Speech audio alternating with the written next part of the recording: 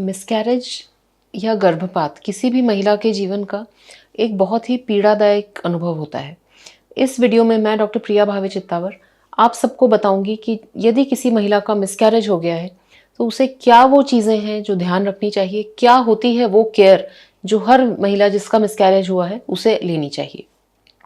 Video को अंत तक देखिएगा क्योंकि जब मिसकैरेज हो जाता है उसके बाद बहुत सी ऐसी छोटी छोटी चीज़ें हैं जो आगे आपके हेल्थ और आपकी फर्टिलिटी पर बुरा असर डाल सकती हैं, और ये जानकारी आपके लिए अंत तक सुनना बहुत आवश्यक है।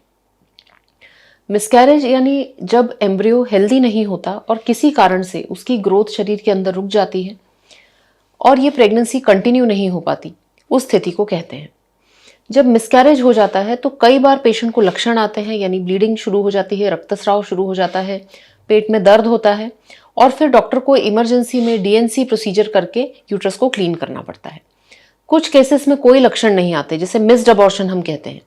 केवल जो गर्भस्थ भ्रूण है वो बढ़ना बंद कर देता है और सोनोग्राफी में पता चलता है कि हार्ट बीट नहीं है, कोई ग्रोथ नहीं है, और ऐसी स्थिति में डॉक्टर या तो दवाइयों से या फिर डीएनसी के द्वारा यूट्रस को क्लीन करते हैं।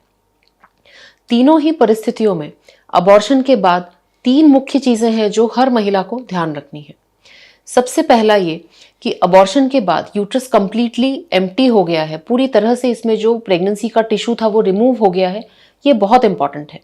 यदि टिश्यू अंदर रह जाता है तो ये एक इन्फेक्शन का फोकस बन सकता है और इससे यूट्रस के अंदर इन्फेक्शन होके महिला की जो स्वास्थ्य है उस पर भी बुरा असर पड़ सकता है, और साथ ही कभी कभी फेलोपियन ट्यूब ब्लॉक होकर आगे संतानहीनता की स्थिति बन सकती है। तो यदि आपका मिसकैरेज टैबलेट्स के द्वारा डॉक्टर्स ने किया है, यानी मीजोप्रोस्टॉल टैबलेट डाल के ये टिश्यू को रिमूव किया गया है, तो बहुत इंपॉर्टेंट है कि इस टैबलेट के इंसर्शन के 14 दिन के बाद में सोनोग्राफी अवश्य कराएं। इस सोनोग्राफी में सुनिश्चित किया जाएगा कि यूट्रस पूरी तरह से एम्प्टी है, कोई भी टिश्यू अंदर बचा नहीं है और इससे आगे जाके आपके स्वास्थ्य पर कोई परिणाम नहीं होगा। दूसरा बहुत ही इंपॉर्टेंट चीज जो अबॉर्शन के बाद ध्यान रखनी है वो ये है कि अबॉर्शंस के बाद में जो पीरियड है वो लगभग 1 से 1.5 महीने बाद आ जाता है। ओव्यूलेशन की प्रोसेस जो है वो 15-20 दिन के बाद वापस शुरू हो जाती है। इसीलिए ये जो पोस्ट अबॉर्टल पीरियड है इसमें कॉन्ट्रासेप्टिव यूज करना बहुत आवश्यक है। या तो आप इंटरकोर्स अवॉइड करिए या फिर बैरियर कॉन्ट्रासेप्टिव यूज करिए, क्योंकि अबॉर्शन के बाद मिनिमम 1 मंथ टू 6 वीक्स आपको समय लेना है, फिर से कंसीव नहीं करना है। परंतु अबॉर्शन के बाद ओव्यूलेशन 14 दिन के बाद भी हो सकता है, इसीलिए बहुत इंपॉर्टेंट है कि आप बैरियर कॉन्ट्रासेप्टिव लें।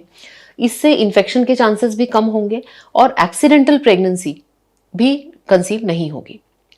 तीसरी और बहुत इंपॉर्टेंट बात जो मिसकैरेज के बाद ध्यान रखनी है वो ये है कि अगर ये प्रेगनेंसी चाही हुई प्रेगनेंसी थी, ट्रीटमेंट के बाद कंसीव हुई प्रेगनेंसी थी, तो अबॉर्शन के बाद में, मिसकैरेज के बाद में मानसिक और शारीरिक दोनों तरह से महिला जो है एक सेटबैक सामना करती है। मेंटली एक मिसकैरेज से गुजर के नॉर्मल स्थिति में आने के लिए सबको अलग अलग समय लगता है। इसीलिए अपने आप को कुछ समय दें। यदि जरूरत पड़े तो काउंसलर से, अपने डॉक्टर से चर्चा करिए। हर बार इतना आसान नहीं होता कि हम जो प्रेगनेंसी हमने लूज करी है उसको भुला के हम आगे बढ़ पाएं।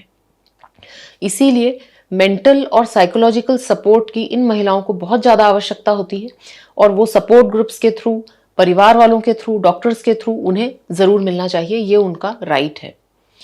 आखिरी और बहुत इंपॉर्टेंट बात, अबॉर्शन के बाद जो है वो ब्लीडिंग, जो नेक्स्ट पीरियड है वो कुछ इरेगुलर हो सकता है। डीएनसी के बाद भी हल्की फुल्की स्पॉटिंग होना नॉर्मल है। जब मेडिकली मिसकैरेज होता है तो उसके बाद ब्लीडिंग जो है वो 15 से 20 दिन तक चलती है। इस दौरान आपको टैम्पन्स या मेंस्ट्रुअल कप नहीं यूज करना है, आपको नॉर्मल डिस्पोजेबल पैड्स या फिर पीरियड पैंटीज का उपयोग करना है, क्योंकि ये जो यूट्रस के अंदर का टिश्यू धीरे धीरे निकलता है, यदि ये ब्लड अंदर कलेक्ट हो तो इससे यूट्रस में इन्फेक्शन के चांसेस होते हैं। अबॉर्शन के बाद बहुत महत्वपूर्ण है कुछ अलार्म साइंस जो आप सबको पता होने चाहिए। यदि किसी महिला को मिसकैरेज के बाद पेट में दर्द हो रहा है, ठंड के बुखार आ रहा है, या फिर वेजाइना से कुछ पस जैसा डिस्चार्ज या ब्लीडिंग लगातार हो रही है, ऐसी स्थिति में उन्हें डॉक्टर के पास इमीडिएटली जाना चाहिए, क्योंकि ये जो स्थिति होती है इसे पोस्ट अबॉर्टल सेप्सिस कहते हैं और ये जानलेवा भी हो सकती है। आशा करती हूँ कि अबॉर्शन के बाद की केयर के बारे में ये वीडियो आपको पसंद आया होगा। धन्यवाद।